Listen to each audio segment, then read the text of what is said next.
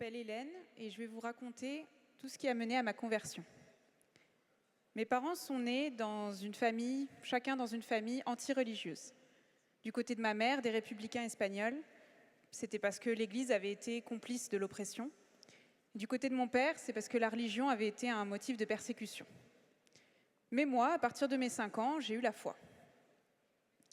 Je priais Dieu tous les soirs, et j'avais un livre d'images de la Bible qui m'avait été offert par un prêtre jésuite de ma famille éloignée.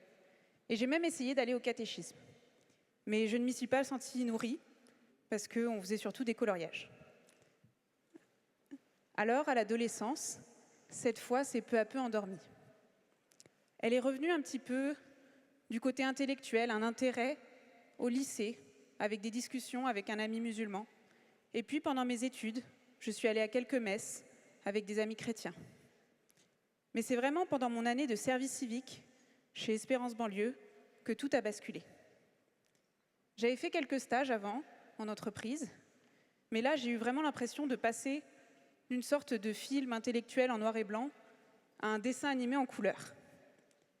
Tous mes collègues étaient animés d'une joie, d'un élan.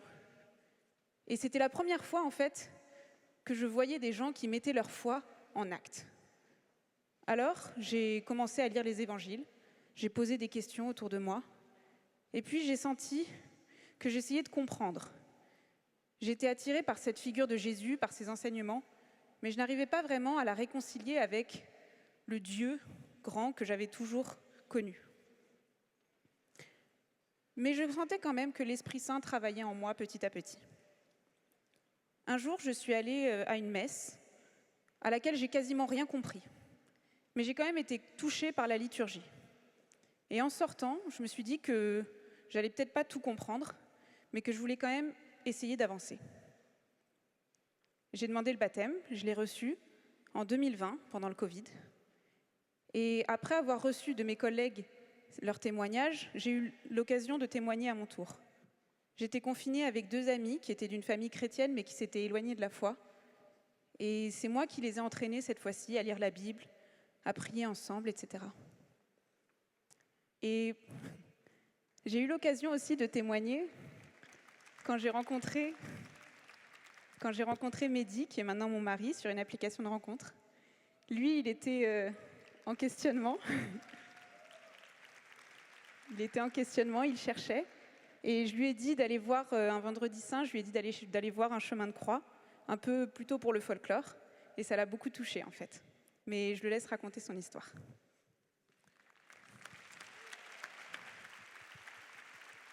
Merci beaucoup. Moi, je suis né en Iran, dans une famille judéo-musulmane. Mes parents, ils étaient profondément amoureux, mais leurs familles n'ont pas été d'accord avec leur mariage. Ils se sont installés donc loin de leur famille, à la capitale.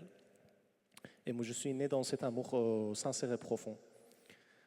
Et avec le temps, les familles se sont réconciliées et finalement, ça allait. À l'adolescence, j'ai reçu la foi juive de ma mère. Et avant d'entrer à l'université, j'ai commencé à poser des questions. Parce que mes valeurs humaines qui m'animaient, ils étaient en conflit avec ma tradition religieuse. J'ai alors arrêté toute pratique. Je suis devenu athée, à l'image d'un oncle et des amis que j'admirais à l'époque.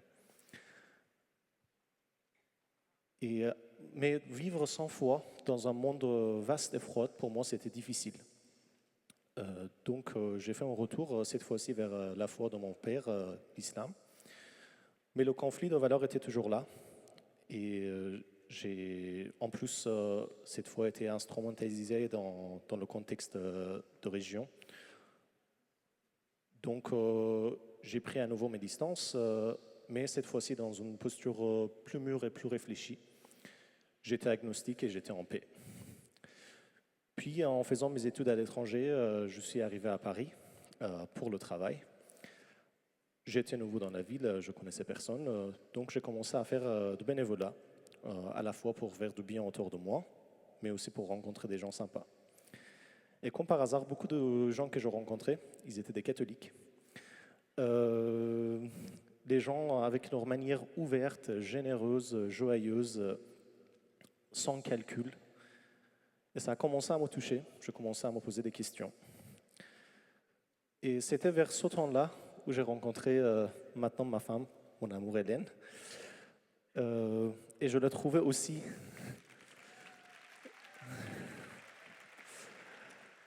Je l'ai trouvée aussi vraiment très joyeux dans sa foi.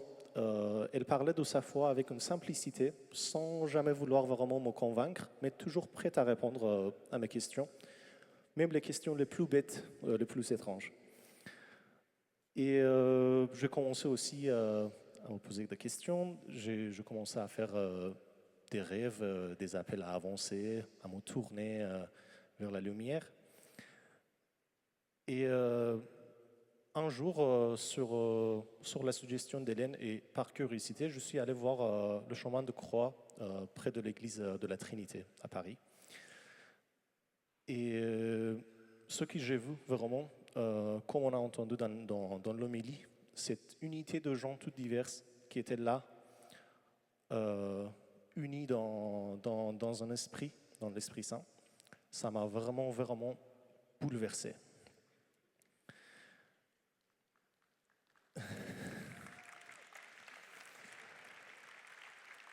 Et donc, je me suis inscrit dans un parcours qui s'appelait Parcours Alpha. Et j'ai commencé à me trouver dans un espace honnête sur la foi, sur la vie, sur les doutes, les questions. Et petit à petit, le chemin a commencé à s'éclairer. Et j'ai reçu le baptême cette année, avec beaucoup d'émotions, avec beaucoup de joie. Et j'en suis très, très, très heureux depuis. Merci beaucoup. Merci.